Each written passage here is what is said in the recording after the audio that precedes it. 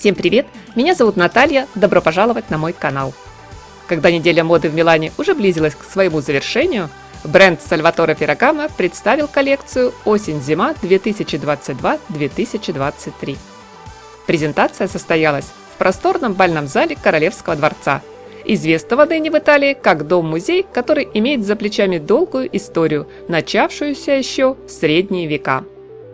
Величественная атмосфера, произведения искусства, легкая полутень от пирамидальных постаментов из органического стекла сыграли на идеальном контрасте с минималистичным и в то же время изысканным духом коллекции. В дни создания осенне-зимней линейки дом моды Salvatore Ferragamo находился в процессе перехода к новому творческому направлению. На тот момент с поста креативного директора компании ушел Пол Эндрю, и всю титаническую работу взял на себя Гийом Мейлан, который ранее заведовал только мужской линейкой.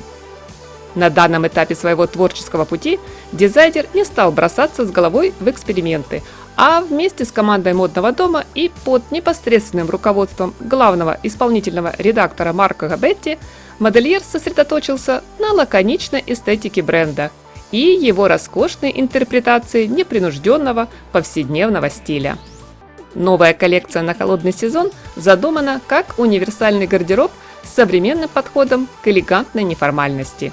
Он состоит из безупречно выполненных отдельных вещей, где высокое мастерство Ferragamo подчеркивает стройный силуэт с весомым влиянием стиля 60-х.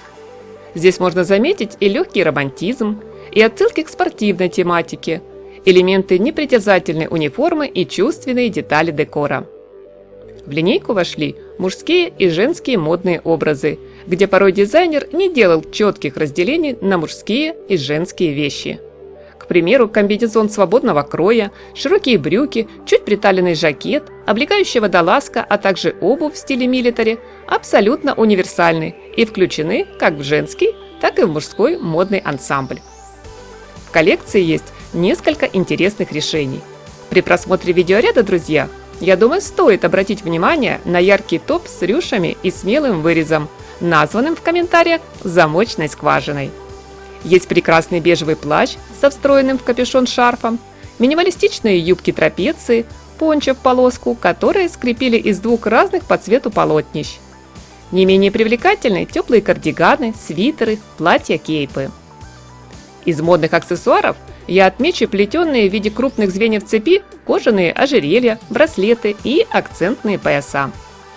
Модные образы дополнили стильные сумки, среди которых есть несколько вариаций сумки-ведро, огромный вместительный шопер, аккуратная модель в форме полукруга с ремешком-косичкой. Цветовая палитра вполне характерна для в меру сдержанных, без вычурности и замысловатости модных нарядов.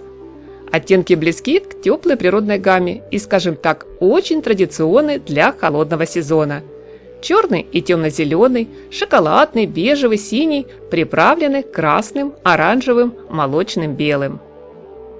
Минимализм на грани искусства.